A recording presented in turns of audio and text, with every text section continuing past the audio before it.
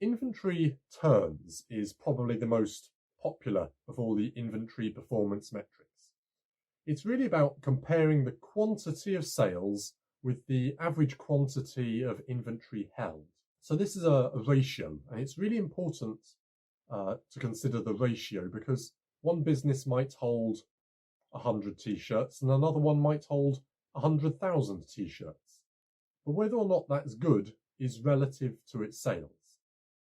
So inventory turns is sales over the average inventory.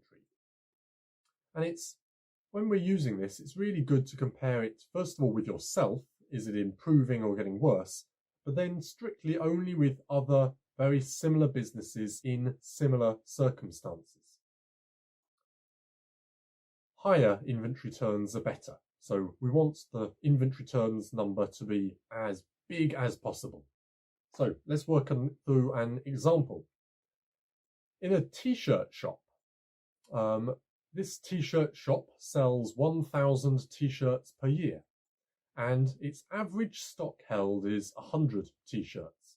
So maybe we sample it every day of the year and we take the average, and the average is 100.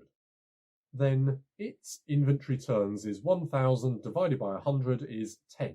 10 inventory turns per year.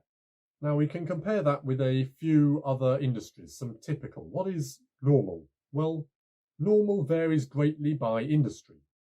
In petroleum industry, it might be 12 inventory turns per year. In a bakery, which is baking stuff fresh every day, it might turn over its inventory 365 times every year. That's the equivalent of having a days on hand of 1.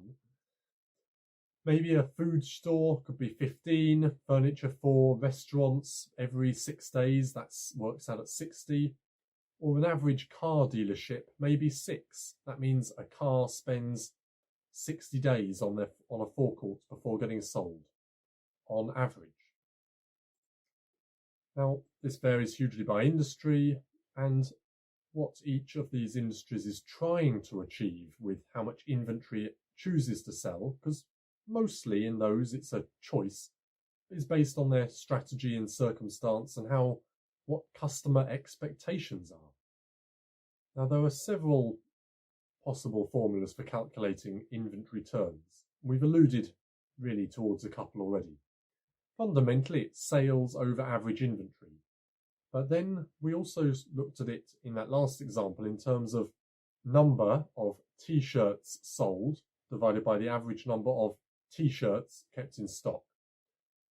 But for businesses that have many stock items, this isn't practical. What if you sell t-shirts and trousers? What if you sell t-shirts, trousers and bananas? You can't roll all that up. You could give 3 different numbers, inventory turns for t-shirts and jeans and bananas, and that's valuable. But businesses have to do it as an overall financial number. And that's where I want you to look especially at this third bottom formula.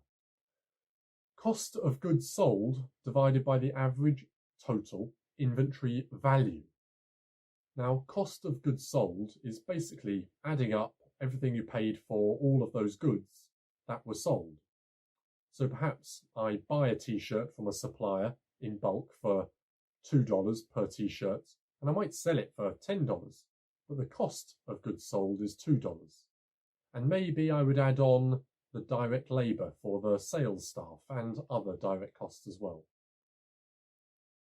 So costs of goods sold for a t-shirt might be the price I paid for it. Maybe I bought it from a wholesaler for $2 per t-shirt, and I might have sold it for $10, but that's not important. $2 per t-shirt of costs of goods sold divided by the average inventory value. So if I'm holding 100 t-shirts and I bought them for $2 each, it's $200 of average inventory value, and the cost of goods sold will be the 1,000 I sold at $2 per t-shirt, and I would get the same ratio.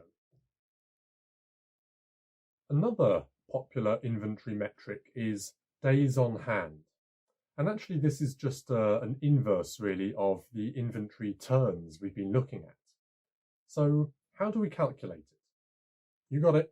Inventory days equals 365 divided by the inventory turns per year.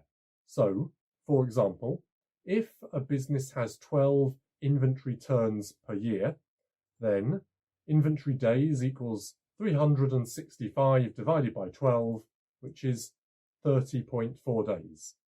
And that intuitively makes sense. 12 inventory turns per year is about once every month, which is 30-ish days.